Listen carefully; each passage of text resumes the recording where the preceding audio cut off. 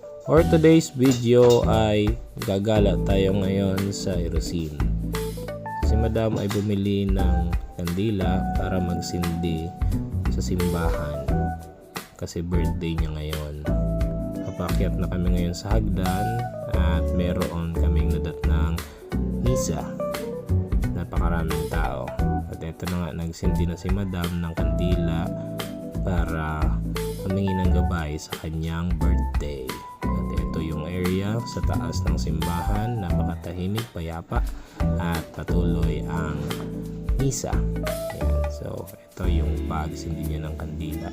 Napakaganda talaga dito sa taas kasi napaka payapa. At ito naman sa baba papunta sa mga tindahan. Merong mga baratilyo, iba't ibang mga utensils ang binibenta. Ito ang ganda nito na clay pot, 350.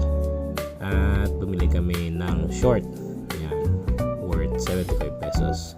At pumunta kami sa LCC para bumili ng paninda sa aming maliit na tindahan. At yan lamang po, dyan nagtatapos ang aming vlog. Bye bye!